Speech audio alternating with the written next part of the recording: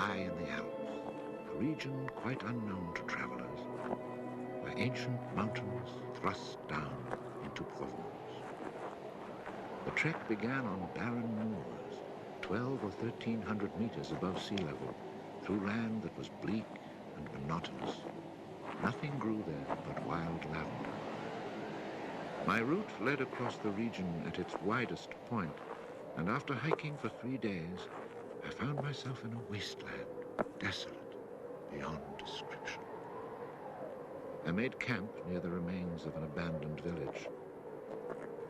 The day before, my water supply had run out and I had to find some. The cluster of houses, although they were in ruins, reminding me of an old wasp's nest, made me think that once there must have been a fountain, or perhaps a well.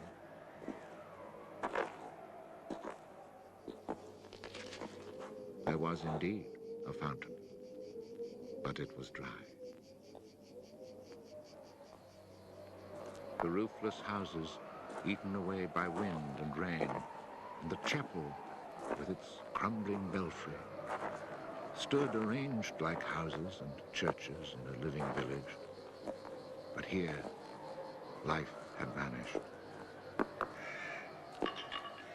It was a sunny, cloudless June day, but over these bare highlands blew a fierce, insufferable wind. Growling through the skeletons of the houses, it sounded like a wild beast disturbed while feeding on its prey. I had to move camp.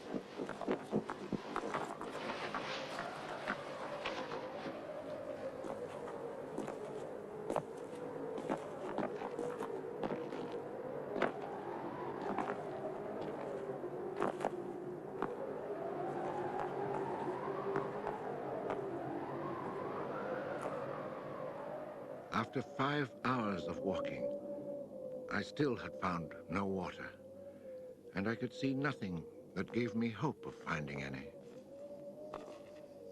Everywhere, I came upon the same drought, the same coarse weeds.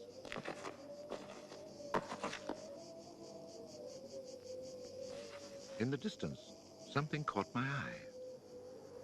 A thin, dark shape that I took for a tree stump.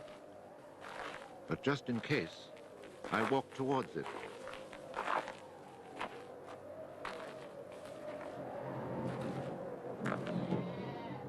It was a shepherd, and beside him, resting on the burning ground, lay about 30 sheep.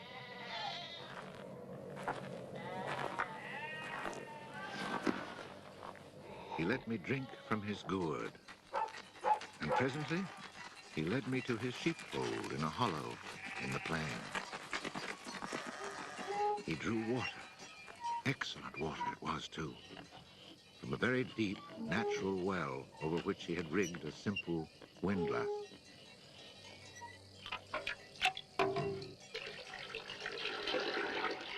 The man spoke very little, often the way with people who live alone, but he appeared sure of himself and confident in his assurance.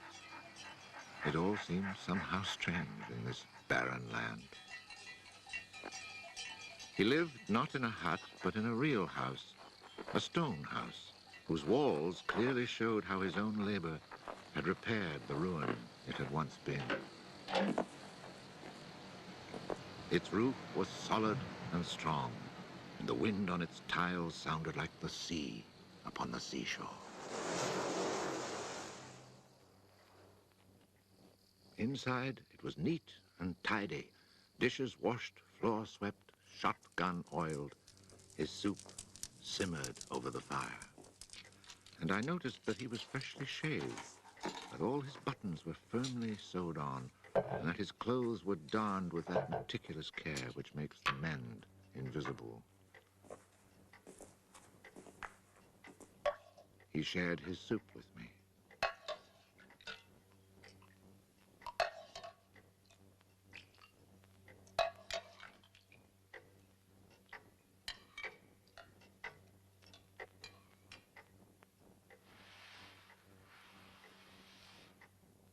When I offered him my tobacco pouch, he told me he did not smoke. dog, silent like his master, was friendly without fawning.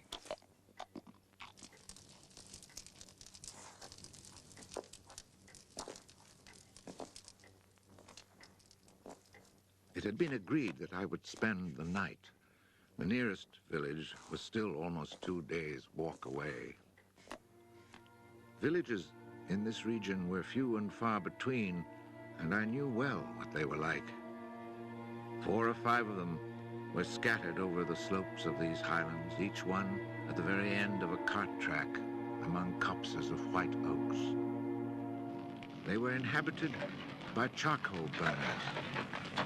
The living was poor, and families huddled together in a climate very harsh both in summer and winter found their struggle for survival made more bitter by their isolation. There was no relief. Their constant longing to escape became a crazy ambition. Endlessly the men carted their charcoal to town, then returned home. Even the most stable characters crack under the constant grind. The women seethed with resentment. There was rivalry in everything. The sale of charcoal and the church pew. They were rivals in virtue and rivals in vice. And the battle royal between vice and virtue raged incessantly. And always there was the wind. The ever-present wind constantly grating on the nerves. There were epidemics of suicide and many cases of madness, nearly always ending in murder.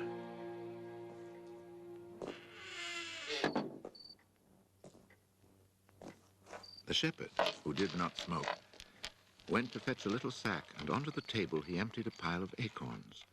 He began to examine them very carefully, one by one, separating the good from the bad. I sat, smoking my pipe. I offered to help, but he told me it was his work, and indeed, seeing how very carefully he carried out his task, I did not insist. That was the only time we spoke. When he had set aside enough acorns, he divided them into piles of 10. As he did this, he discarded the smaller ones, or those that were cracked, for now he was examining them very, very closely.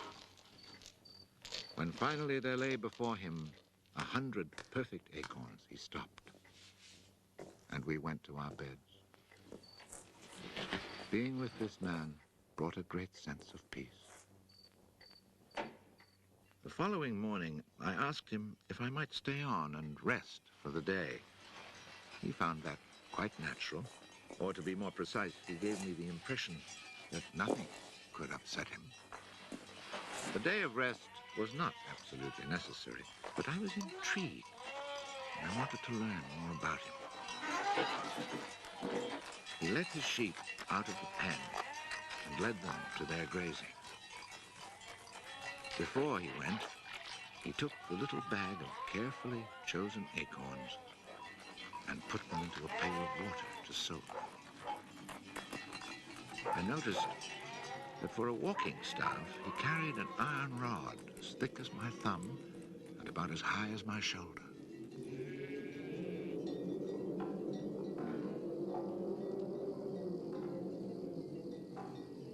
Pretending to take a leisurely stroll, I followed him at a distance, but keeping on a parallel path with him.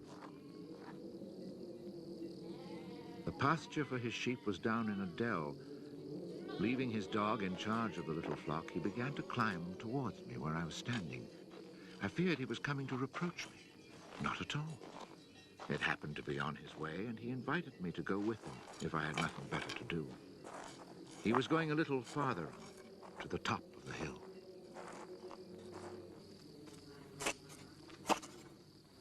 When we reached his destination, he began to drive his iron staff into the ground. He made a hole, dropped in an acorn, and filled in the hole.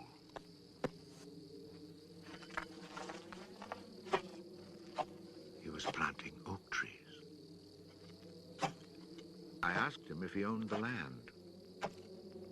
He said no, Did he know who owned it? He did not. He thought it was common land, parish property, or perhaps it belonged to people who did not care about it. That did not concern him. So with infinite care, he planted his 100 acorns. After the midday meal, he began to sort out more of his acorns. I suppose I must have been quite insistent with my questions, because he answered me. For 3 years, he had been planting trees in that desolate country. He had planted 100,000. Of the 100,000, 20,000 had come up.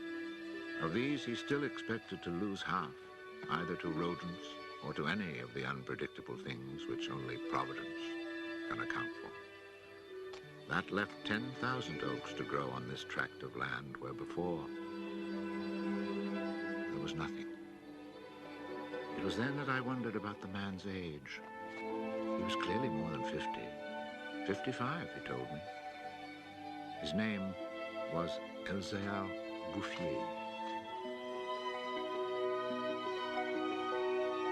He had owned a farm down in the lowlands. It had been his life. He had lost his only son, and then his wife, and had withdrawn into this solitude where he was content to live quietly with his lambs and his dog. It was his opinion that the land was dying for lack of trees.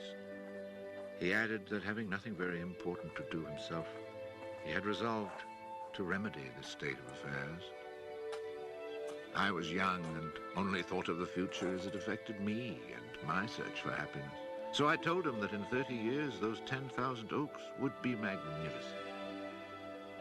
He answered quite simply that if God granted him life, in 30 years he would have planted so many more that these 10,000 would be like a drop of water in the sea. Already he was studying the growth of beech trees and had a nursery full of seedlings grown from beech nuts. They're quite beautiful. He was also thinking of birches for the dales, where he told me there was moisture just below the surface of the soil. The next day, we parted. The following year came the First World War, in which I was engaged for 5 years. An infantryman was hardly likely to have trees on his mind.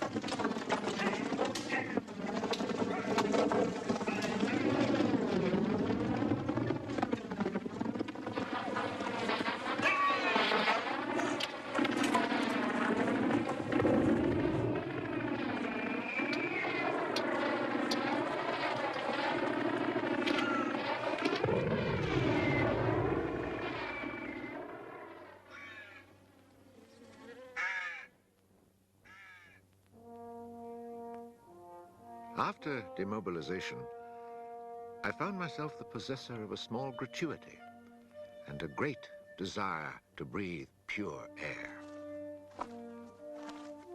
This was my only thought when I set off once more on the road to the barren land. The country had not changed. However, in the distance, beyond the deserted village, I noticed a sort of grayish mist that lay on the hilltops like a carpet. The shepherd who planted trees had been in my mind since the day before. 10,000 oak trees, I thought to myself, really need a lot of space. I had seen so many people die in those 5 years, it was easy to imagine that Bouffier too was dead, especially since at 20 we think of men of 50 as ancient with nothing left to do but die.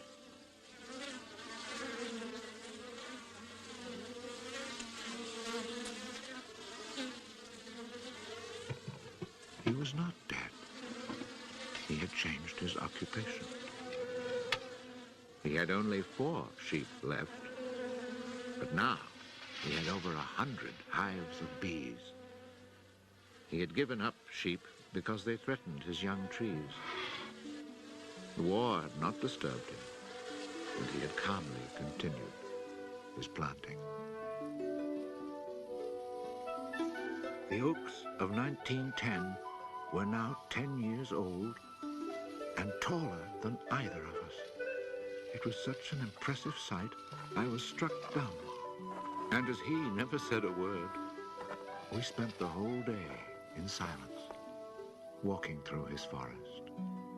It was in 3 sections and measured 11 kilometers long and 3 kilometers at its widest. When I reminded myself that all this was the work of the hand and soul of one man with no mechanical help, it seemed to me that men could be as effective as God in tasks other than destruction. He had followed his dream, and beech trees as high as my shoulder, stretching as far as the eye could see, were witness to it. The oaks were strong and past being at the mercy of rodents. As for Providence, she would have needed a cyclone to destroy this creation of man. He showed me handsome groves of 5-year-old birches planted in 1915, the year I was fighting at the Battle of Verdun. He had set them out in all the hollows where he guessed, and rightly, there was moisture near the surface. They were like young children, tender yet firm and confident. And creation, it seemed, had just followed in a natural sequence. He hadn't worried about it. Resolutely, he had gone about his simple task. On the way down through the village, I saw streams flowing with water, which in living memory had always been dry. This was truly the most impressive effect of creation's natural cycle that I'd ever seen. Long ago, these brooks had been full of water. Among the miserable villages I mentioned before, some were built on sites of ancient Roman villages, and archaeologists digging in the ruins had found fish hooks, whereas in the 20th century, cisterns were needed to ensure even a modest supply of water.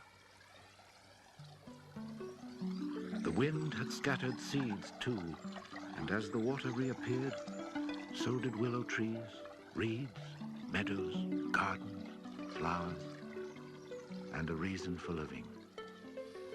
But the change had come about so gradually that it was simply taken for granted. Of course, hunters who climbed these heights in search of hares and wild boar had noticed the sudden appearance of little trees, but had put it down to some caprice of nature. That is why no one had meddled with the work of the shepherd. If they had suspected it was man's work, they would have interfered. But who would even think of him?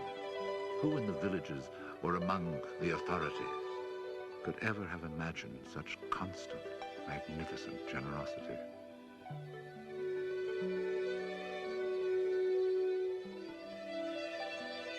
Each year from 1920 on, I paid a visit to Elzéar Bouffier. I never saw him lose heart, nor was he ever deterred. And often, God knows, it must have seemed that heaven itself was against him. I never tried to imagine his frustrations, but to achieve such an end, he must have had to overcome many obstacles. For such passion to succeed, he must surely have fought and conquered despair. We must remember that this exceptional man had worked in utter solitude. Solitude so complete that towards the end of his life, he had lost the habit of speech. Oh, perhaps he saw no need for it. In 1933, he was visited by an astonished forester who notified him of an order that lighting fires outdoors was forbidden for fear of endangering this natural forest. It was the first time the forester told him naively that he had ever seen a forest grow of its own accord. In 1935, a whole delegation from the authorities arrived to look at the natural forest. There was a high-ranking official from the forestry department, an elected member of parliament, technical experts. And there was a great deal of talk. It was decided something must be done. Fortunately, nobody did anything except for the one good thing. The forest was placed under government protection and charcoal burning was prohibited. For it was really quite impossible not to be enchanted by the beauty of these young, healthy trees. And they had even managed to cast their spell over the Member of Parliament.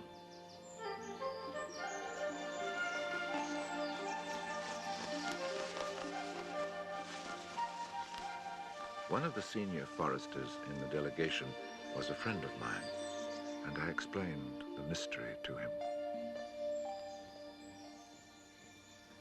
The following week, we both set out to find Bouffier.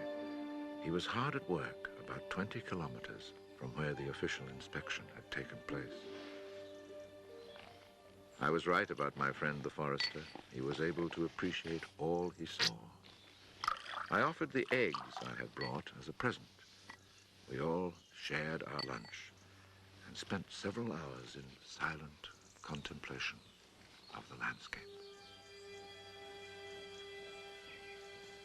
The slopes we had climbed on our way up were covered with tall trees 4 times our own height. I remembered how it had looked in 1913, desolate, but quiet, regular work, brisk mountain air, the simple life, and above all, peace of mind, had endowed this old man with almost awe-inspiring health. He was one of God's athletes. I wondered how many more hectares he would cover with trees.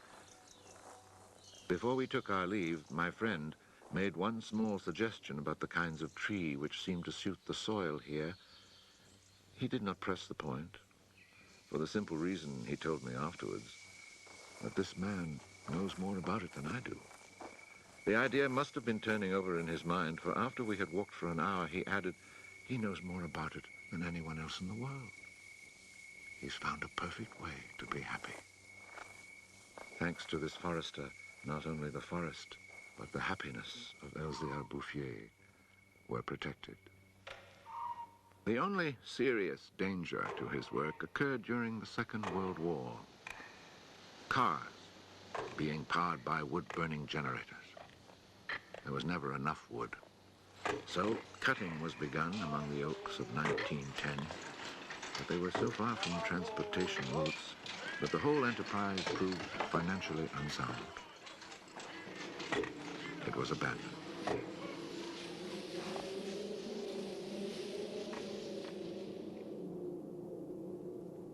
The shepherd knew nothing of all this. He was 30 kilometers away, quietly going about his business, ignoring the War of '39 just as he had ignored it in 1914.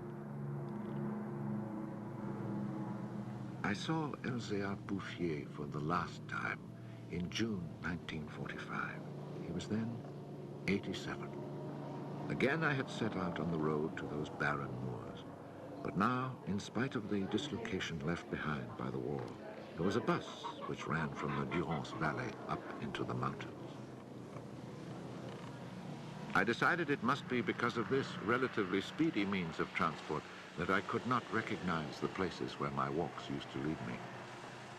It took the name of a village to reassure me that I really was in that region that had once been desolate and abandoned.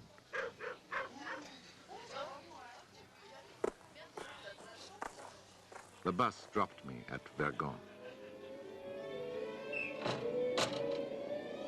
In 1913, this hamlet of no more than a dozen houses had 3 inhabitants, wild creatures who hated each other, who set snares to make a living. They were people without hope. Now everything was different, even the air itself. Instead of the harsh, dry winds of the past, there was a gentle breeze full of fragrance. From the mountain tops came a sound like rushing water. It was the wind rustling through the forest. And then, even more astonishing, I heard another sound of water. I saw that they had built a fountain that was splashing merrily. And beside it, what I found most touching, someone had planted a linden tree, the perfect symbol of rebirth.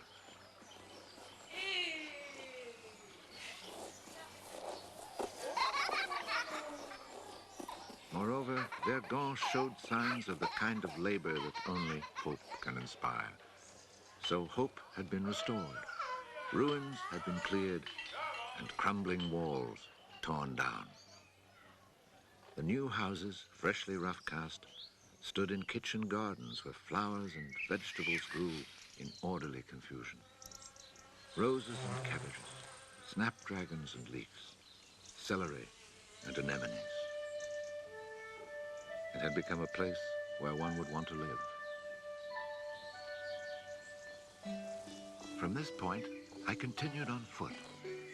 The war had not been over long enough for life to reach full bloom, but Lazarus had emerged from the tomb. On the lower slopes of the mountain, I could see small fields of young barley and rye, and down in the narrow valleys, the meadows were green.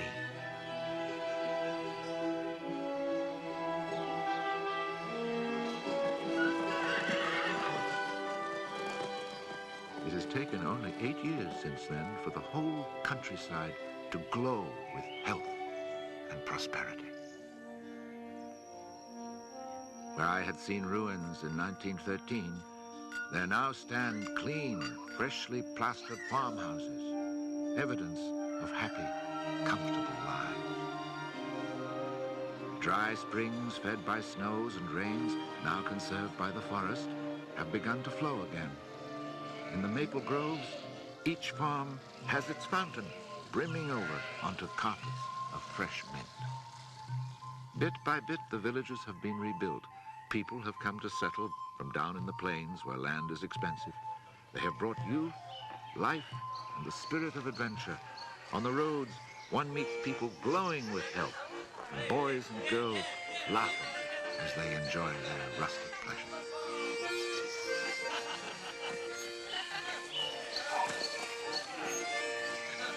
Counting those who lived here before, quite changed by their life in gentle surroundings, and including the newcomers, more than 10,000 people owe their happiness to Elzéar Bouffier. When I think that one man, one body, and one spirit was enough to turn a desert into the land of Canaan, I find after all that a man's destiny can be truly wonderful.